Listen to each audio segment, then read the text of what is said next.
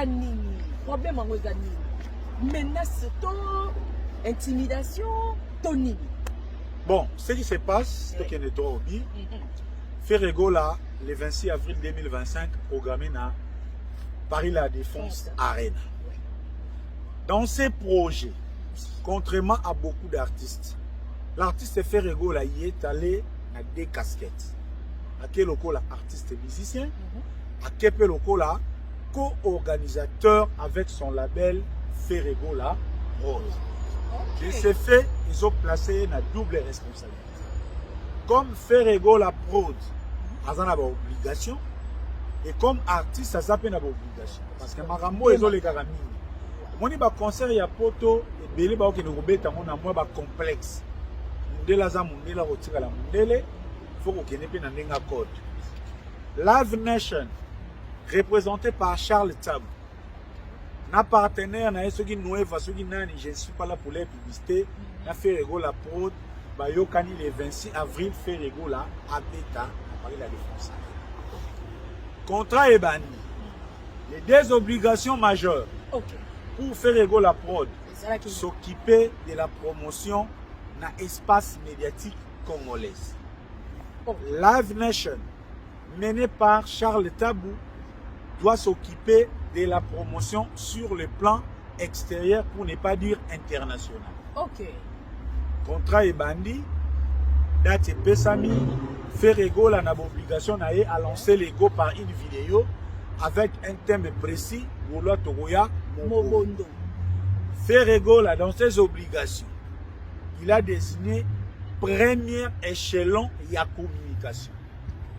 Il est passé entre autres par nos services. Nous avons eu des contrats en bonne et due forme. Depuis que j'ai été Ridolf, dans ma petite carrière, c'est pour la première fois qu'on a signé un contrat écrit Bonga Loudia et Ferrego la prod, objet, promotion et la Paris La Défense Arena. Erna Monara, contrat na tosali ba décharge, ba email et l'équipe. Merci Orsini Loumene, merci DG Paul on a vu. Moi on balo azalaka. Est-ce que na santé na bi awa fait na rappel na comptabilité parce que belé ba pesa biso ba contrat net ba okabelo ba bota kasu e ba ni do ko po wangana. Sans papier. On a papier ça. Dans ses obligations, Ferrego a fait plus d'une vidéo. Ferrego est allé au Cameroun. Ferrego est passé sur Monde des Gaulois auprès de Nathalie. Il a communié avec les Gaulois. Ferrego compte venir ici en Angleterre pour un plus aussi par rapport à Macambo. Au-dessus de tout ça, Ferrego ajoute un son qui est en chantier mais qui sent déjà une très bonne odeur, le son Mobo. Tobandi ko évolué.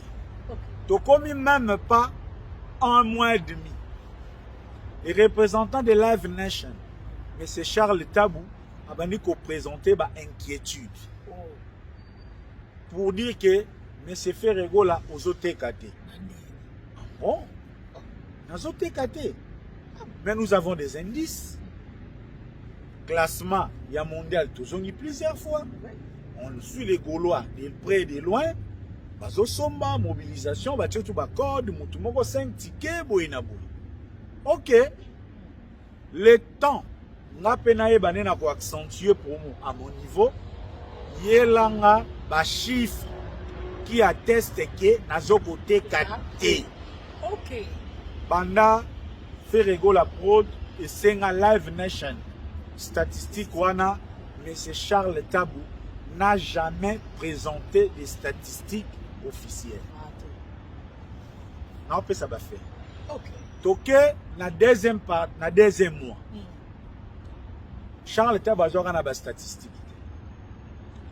Charles Tabou a ébissi Ferrego là, na Zelayo na Paris, to banda promotion, au visiter salle et spectacle. Ok, ça ne pose pas de problème. En même période, Charles Tabou fait courir les rumeurs dans le cercle et empire du mal que Ferrego là azote kaki. Na yemoko manager, yemoko informel. Azo répondre à rumeur faire azote kaki. On veut vraiment comprendre. Nyon c'est zozo. OK. Faire la bi bon le quoi au mouton que nga boy. Fona to matsandenga mobo. C'est pour ça l'opération Otobengango sauf votre respect monsieur le président. Donc ngai moko tonto bona ina bandi ko tirer. Abimi kamikaze. Ouais. Gauthier Seyaya Dendi a tiré. Les padres pas l'équipe pour Golope tactique et changer ba chiffre bani ko changer. Tous les amis ba tu di net, ba ils ont mis les mains dans la pâte, ba tout ça ba graphique ko mi ko changer. S'il te plaît, n'a stoppé wana. Est-ce que Herbino Boyaki, na sauf votre respect dans les padres, Boyaki peut accentuer dans les Cambouana. Vous avez eu le statistique, ils ont que le padre a bâti, ils ont été kamaté. Jusque là, statistique émanant de Charles Taboyaki Pekati. Ok. Un réflexe à faire Gola comme lui-même artiste et faire Gola prod comme co-organisateur, Azoko ça ba obligation là parce que c'est un contrat. Vitesse et Mati, ti yasuka l'air mwanga chuchu, aye à Betibor. Mwanga chuchu à Betibor. OK, pour faire. On est avec une stratégie interne. Mwanga chuchu n'est pas inclus dans le système communicationnel et à l'EHPAD. Non. Ba fuitso ya filango wapi. Dans la même période, des documents officiels liés aux conversations entre la salle et Charles Tabou, ils ont continué à fuiter dans le cercle et Empire du Mal. Wow. Mais c'est quoi le rapport à tout moment Empire du Mal? C'est quoi le rapport? Je n'ai rien à commenter. Ok. Faire égale à Epoto. Ok. Mais c'est Live Nation. De ma part, moi j'ai commencé la promo. De votre part, où en sommes-nous avec la promo extérieure pour dire du côté international? Okay. Oh non, nous attendons commencer avec la visite de la salle. Tiens, papa. Affiche dans le métro au Tchété. Nzembo a fait rebeta dans un restaurant au Salité. Ma radio na poto pour activer la promo de l'artiste Isate. Tout ce qu'on peut avoir, You Arena est commis. Faire Gola Mobondo. On voit même You Arena s'appuie sur la promo de l'artiste. Oh yo yo, salité. Molinka toba na salle. Tozana 2 mois. Oh non, on doit commencer. Vous devez passer quelle chaîne? Ba petit na ye moko koye. Oya Empire du Mal. Baza ba TikToker, ba YouTuber. Baza na ba 4000 vues. Faut ça ba émission na bango. Ah bon? Papa. Té. Avant que tu à la salle. Banana nous promotion à l'extérieur. Oh non, faut tout banana. Fais le go là tout. Est-ce que Maître Gibbs, ça visiter salle? T. Sidi qui diabati, ça visiter salle? T. Bon. Ce qui a fait, na bengi ba play, ba mumbeli, ba yone, que sais-je encore. Total la salle. Ça rentre dans le cadre de la promotion sur le plan national. Ça, ce n'est pas orienté parce que dans l'international, ils ont la TV, na bino, qui est par rapport à par rapport. Donc, il s'est né au cours de l'évolution des choses, crise et confiance. Entre Ferrego la prod et Live Nation, représenté par Charles Tab. Plus grave, conception de l'événement. Le très célèbre Charles Tabou impose à Ferrego de ne pas inviter les légendes ou les icônes vivants actuelles de la musique congolaise. Je ne voudrais pas citer les noms ici. Live Nation. Oh. Live Nation, donc, à supposer Kofi Rose à l'invité, Ouera Rose à l'invité, Samangwana Rose à l'invité, Jiba Rose à l'invité. Comment ça? Prétexte, oh non, on n'aura pas les moyens de supplier aux besoins, par exemple, le logement des invités. Comment ça? Mais les invités font partie prenante de l'événement. Chaud. Ouais, ça va coûter l'aide. Ils ont un système, il y a des prix, il faut le passer. C'est un projet commercial. Normalement. On n'est pas dans le Mozambique lucratif. Oyo, et comme Goko Masikoyo, la directive est un empire du mal. Plus grave. Nini Soussou. Voilà maintenant. Il paraît. Il paraît Bini. Charles Tabou. Ok. Avant Ayako gérer le projet à Youarena et à Ferregola. Ok. Il est allé avoir l'autorisation du fils de ma soeur. Je dis bien il paraît. Donc, fort de tout cela, finalement, Ferregola dit je n'irai pas visiter la salle. Les chiffres sont tels qu'ils sont. Moi, je vais d'abord à Gourde.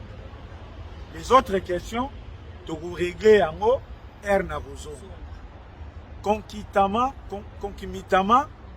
Charles Tabou a bengi, l'Avna Chantoloba, a bengi, You Arena, basengi bango, basali requête, va suspendre vente sabbatique. Wow. Donc tout ce que nous voyons dans les dernières 24 heures, officiellement, You Arena a suspendu la vente des tickets. Et You Arena comme salle a donné un délai aux organisateurs, Ferregola Prod, Live Nation, na Wana Mususu, base à terrain d'entente. Après si délai, j'étais la date, par exemple, il y a quand même un secret d'État. Oyo, baya ensemble, baya kolakisa, accord définitif au Bazu par rapport à ces points. Ok. Na kati wana, ba chantage et bandi. Charles Tabou menace Ferregola. Aux un niveau, il y a eu Arena. D'ailleurs, tu ne peux pas remplir cette salle. Ah bon? D'ailleurs, tu ne vends pas comme tel. Ah! Ferregola, quand je dis Ferre, c'est Ferregola Prod, hein? Son sûr. équipe, ses représentants, ses managers. Ouais. Babi, ok. Monsieur Charles, ce qui Ferregola n'est pas capable de remplir la salle, selon Yo, combien il vous faut par rembourser Bino avec des intérêts pour bosser dans la Bino pertité. Parce que lorsque je suis venu vers Live Nation, je n'avais pas qu'une seule proposition. Il y avait beaucoup d'appels d'offres de services. Oyo, moi j'ai porté le choix dans Live Nation, Charles Tabazawana, moi na ya Congo, topé samakasi na bande kona biso, ya bana baboui. Oh. Bozolo wa mutazo te kati. Bazon c'est la bino mbongo bolongwa. Soko ke na empiaka italien. Soko ke na rideau italien. Baboui. Voilà où nous en sommes. Donc jusque là, Ferregola dans la Congo, il va rentrer à Paris, ils vont rentrer à table. Techniquement, Babengango, ils ont un réaménagement administratif. Ok. Alors, monsieur Charles Tabou, na makambo ne surtout les kitoto pour mon akati makambo, ils ont il y a qui professionnalisme ou bien ils ont makambo qui amateur parce que makambo normalement des PG Kendaka par rapport il y a production, il y a Live Nation. Yes. Bon, normalement, au moins, il y a en Afrique. Les gros tourneurs, les lots, sont orientés vers l'Afrique. Mais lorsque les gros tourneurs sont en Afrique, il y a la dose africaine d'organisation. Bon, la compagnie, il aime l'expertise, il y a chaque pays. Neti Live Nation, il y a un circuit, na Charles Tabou, il y a un circuit na bango. Dengepe awa, l'air fallait remettre en ovo. Mon frère Moko que je salue, Azalaki, on a pour représenter Live Nation. Donc, ces gens sont des Occidentaux, sont des capitalistes. Il y a aussi une dose d'exploitation et de surenchère. Nos frères congolais ne savent pas défendre les intérêts de leurs compatriotes. C'est-à-dire quoi? Concert Nini, Oyo, ils ont échelonné dans 7 mois et demi. Oyo, on a 1 mois. yo bana représenter ba souci à ticket. Prenons l'exemple. Na période on a 2 mois lelo. Tout le bagage faire à ticket à 100 tickets. Cause à la cause d'annulation parce que elle baye na faire you arena pour anima projet. Il regarde les profits de l'artiste. Parce que la projection il y a performance et artiste. Et l'artiste est donc question quand même c'est you arena même s'il y a un seuil, ce n'est pas à 2 mois. On va voir l'essai. Il peut y avoir un avertissement. Ouais. Il peut y avoir une mise en demeure. Mais il y a toujours un délai. Ok, les indicateurs ne sont pas bons. Ouais. Voyons jusqu'au mois de février, si on reste comme ça, la projection, ils ont arrêté, il serait mieux de se désengager. Ça, c'est faisable. Les mêmes problèmes a failli se poser dans Redi à Miss. Parce que si tu as Redi à Miss, manger dans 200 tickets. Tous les lots à consommation à Redi à Miss, c'est ça, la dernière minute. Ah bon? Bataclan, ils ont eu Arena, je sais. Ouais. Mais you Arena, quand même, ils ont des exigences. Je voudrais ici préciser. Les problèmes dont question aujourd'hui n'ont nullement un lien avec la consommation des tickets.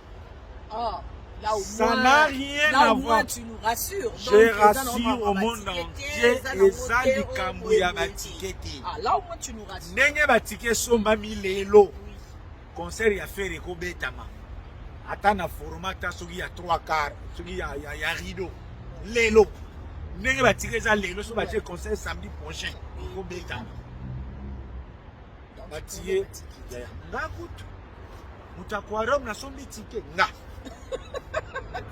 Ticket ga ndenge ba mailo ntaka ba sombeli yango de ba Gisèle Tati ba sombeli yango ba maître Blaise Bekwa champion olympique ba sombeli ticket le sénateur ba Serge Louki ils ont un problème il y a ticket il y a seulement que nos frères n'étaient pas bayaki pour ba exploiter abusivement Ferregola paye comme un bon producteur.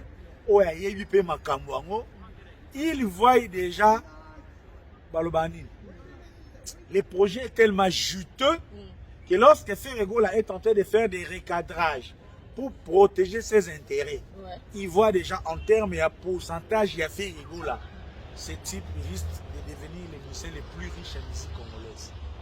Parce que Ferregola, hasard, a relié à côté caché. Ferregola relié sur ce côté organisateur. Donc, c'est-à-dire, si ce projet, il s'allie par exemple les bénéfices, il y a 500 000. En termes, il y a pourcentage, Ferregola, ça n'a pas caché, l'homme de bovins, et mon escale va commissionner voilà. Union Soana, lorsque l'empire du mal a joué en haut, des communes. Mais attends, pourquoi vous autres combat un peu du mal? Attends, monsieur Charles, ça n'a rien à voir, on a un peu. Non, l'année là, tu viens en live, non, ça va la démonstration. Vous savez qu'en ce moment, Charles Tabou a banni campagne de déstabilisation, il y a projet Ferregola. Tous ces acolytes, pour la plupart des warriors, sont en train de tenir des lives sur Twitter. Non, c'est pas vrai. Non, nous sommes des insiders. On ne sait pas s'il a vendu 1000 billets, on ne sait pas s'il a vendu 800 billets. Donc, monsieur Charles, de ce quoi, ça warrior, ça pro. Bon, au moins, Charles peut, par exemple, moi, quand il y a une victime, il y a le couteau à fallu. C'est-à-dire quoi? Charles, il y a un témoignage. Abandonne à faire. Faire à Kimbisi esprit. Mais après, ça, il y a au moins, il y a un grimace de ce fallu à Yaka, pour me gagner Niboé. Ça emballe un peu une certaine naïveté à Banapoto. Banapoto, faut savoir, c'est vrai, mais va prendre en commentologie. Vous comprenez? Et subitement, Charles se retrouve entre le professionnalisme et les sentiments. Vraiment. Donc, lui, il pouvait rester ami de Fali, mais rester manager et projet à faire. Sans empiéter l'amitié avec Fali, sans aussi empiéter la collaboration avec Ferry. Alors, M. Go, la sope totale n'a pas on sent un peu que M. Charles Azaki un peu en amitié na M. Ikuka. Yeah. So, pour Nani Kassi M. Bola, Aluka qui a ça contre dans moto Azaka quand même pour la grandeur de l'esprit. Charles Tabaza est congolais. Il ne peut pas être trop qui n'en a pas contact selon la couleur des gens. Tu comprends? En principe, Ferré n'a pas signé un contrat avec Charles Tabou. Il a signé avec Live Nation. Il peut aussi avoir l'option de demander de changer manager. Parce que ce n'est pas l'argent de Charles. Charles n'est qu'un intermédiaire. donc il a représenté. Azo représenté Live Nation. S'il y a des soucis, et dans le moment même, si Live Nation estime que Charles Tabou devient un obstacle par rapport à l'intérêt, il va restituer, il va substituer la place à Charles Tabou. D'ailleurs, le personne qui n'a pas d'hypothèse, il y a des conséquences à Macambo.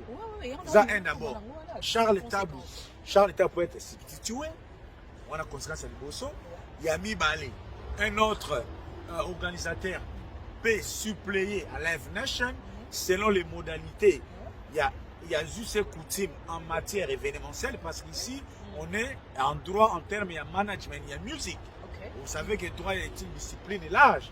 Vous avez la technicité dans le mot. Les tibiro basi bo kina biso mingi na droit de divorce, na droit de famille. Est-ce que bobeng na so ba policier, bobo te la biso ba ndaf. Donc il y a des avocats de famille, avocats makama musique, avocats ya mine. Donc il y a toujours parce que le droit a tout prévu. Les abonnés cas d'espèce, 3 organisateurs, ba yokanité. Seulement là où la pesanteur est pesée, olem sous pèse sa souci là-bas culturel. C'est Live Nation qui a booké la salle. Donc cette date, c'est la date de Live Nation. Ce qui est bien aujourd'hui, les Gaulois se sont bien comportés. You Arena connaît maintenant les performances de Ferregola. Il sait que c'est un artiste, on a un projet, on a un indicateur, on a ça au vert. Arénable. Arénable. Très arénable. Vraiment. Donc, voilà. Ça va hypothèse, voilà. Hypothèse, monsieur Ezali. Ceux qui vont checker qui peut garder date na bango. Peut-être une autre date car on a eu Arena. Donc il est pas vendu. On est ça hypothèse. Il y a une interprétation. Na lobby que va changer date. Lobby ba hypothèse. Voilà. Je lis maintenant quoi? Quoi? Derrière Charles Tabou. Ils ont même demandé la suspension. Il y a un ticket pour que Etele Mawana va présenter Ferregola comme un artiste qui n'est pas performant. Et heureusement que les Golans étaient vigilants. Bouki machine et craqué, balouki. Parce que c'est Charles a machine. Belé m'zoué roto. Tout sur la piste macam. Sur le resali biso bien, yango ana. You are na hota la kasi ko. Live Nation. Bazaba jalou ya ferre, poisoteka. Mais OK, ba yokana. Ce qui ba longwe biso sito moni mouton ndengasa. Même you are na yemo kwazo proposer les sous ferre, ba organisateur mususu. Aujourd'hui,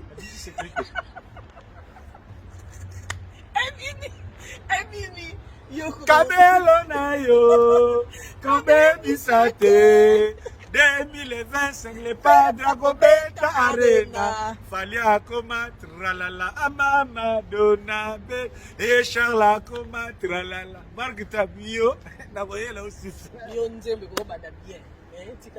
Donc, c'est ça. Bref, campagne de diabolisation maintenant à Charles Zani de présenter Ferregola comme un artiste qui n'est pas assez professionnel. Parce qu'on a une sorte de Yokiawa. Où est l'amateurisme de Papa Hervé? Et où est le professionnalisme de M. Charles? Ça c'est dit. Nicolas Lamonini, kuna pe mwanga chuchu kaka, awala ndaka shangasi. Bochanga na projet. Bochanga. La fille de Londres te salue. Bazwingate. Et Bochanga na projet. Vraiment. Bref, Bibi Waifa, c'est ça la situation. Je me résume. Jusqu'à preuve du contraire, personne n'a annulé les concerts de Ferrego. Ni You Arena, ni Live Nation, ni les Ferré, personne n'a annoncé l'annulation. Ils sont en pourparlers parce qu'il y a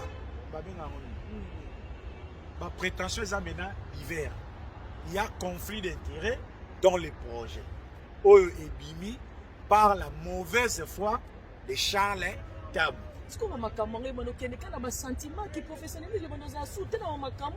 Peut-être aussi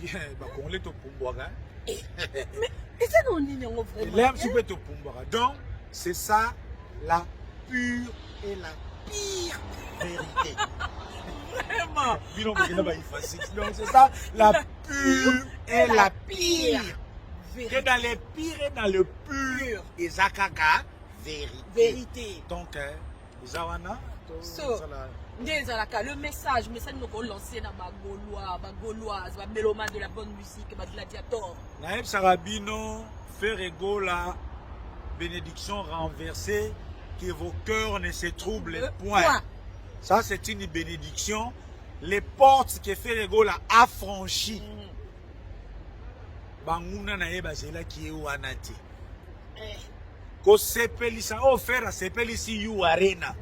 Banguna na yeba zela ki wanati. Ils ont voulu garder You Arena comme une chasse gardée d'un certain camp. Et la peur, c'était les doubles paris, la Défense Arena. Parce que les 27 était resté et toujours resté ouvert. Donc, soit en décembre, bien janvier, soit d'autres continue deuxième date. La deuxième date, on a une ticket à 10 000 francs. On a bien vu ça. On est premier jour, le deuxième jour, nous sommes au rideau officiellement, comme ça, et là, on se fait bagner sans pire du mal. Double Paris la Défense Arena.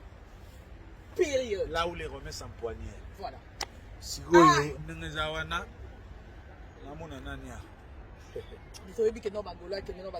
Blaise Bekwa, champion olympique, il est par rapport à un système de jeu. Évangéliste et Bodi, maman a 5 matins de JC Koli. Donc, pour la Lelo, Sukiwana, Jézaki Toko, Jézaki Toko tranquillement, tranquille. Patou Koussou, Nega Molela qui j'ai qu'un homme, Yarobanga Kouteza, la montée, Balobi que non, tout se passe bien, Bagola, c'est pas un pio, le padre, Nega Lobaïka, Aoussa, Nema Okanisade. Néronoma toujours destinés à renverser, ma caméra, ce qui est toujours dans moi, alors pas de panique, donc match est bien.